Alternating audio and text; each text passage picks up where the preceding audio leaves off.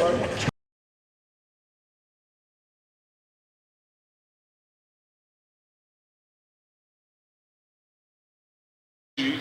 give us a breakdown of what she submitted at as her budget before I will make any comment.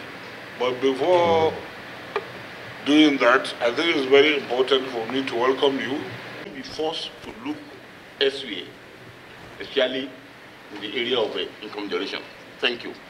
At 31st October 2022, there was a personnel cost of almost 711 million, in which only 514 was released. Those funds, what effort are we doing as a country to get some of that money? So, which means it will be necessary for us to have a list of those companies, exporters, or those people who are paying those promissory notes, because I am very... And when do we expect to break even from the amount of, that we are using to service our loan?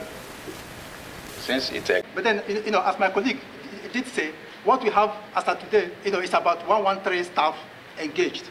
But then we are still pursuing, we are pursuing approval, from the office of the head of civil service of the Federation, to engage more hands, which we are yet to conclude that process.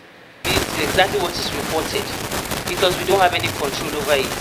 But looking at that of 2023, we're asking for this because there are some staff that are already being promoted.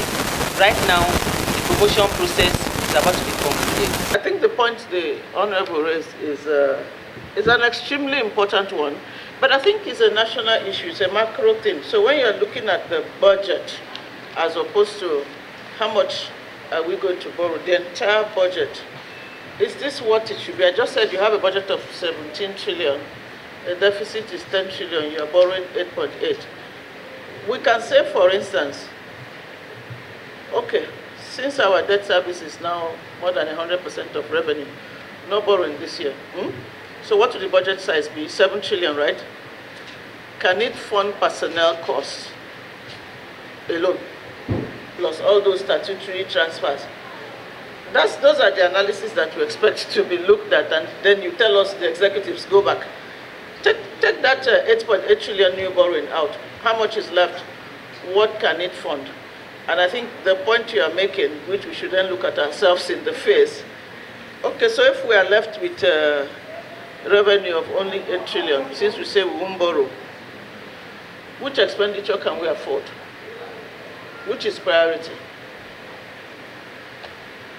That's where we are, but it's a national issue, and those are the issues that should come up when the budget is being debated. But we think there's room to increase revenues significantly, and that a country should survive if it needs to borrow large amounts for a short period, like we did during the recessions in 2016 to 2017.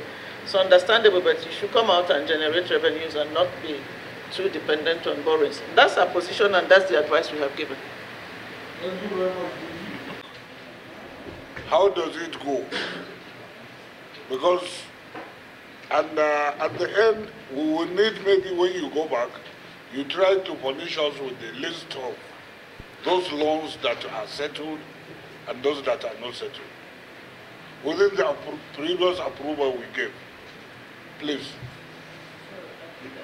help us to defend our government outside there, because you approve loan, you didn't get it, and people think you have gotten the money, and when they hear another loan, they say you are taking loan. But at the end, we realize a lot of these loans were not even accessed, talk less of utilizing them. So we want this detail, please, so that it will be guiding us. But this thinking...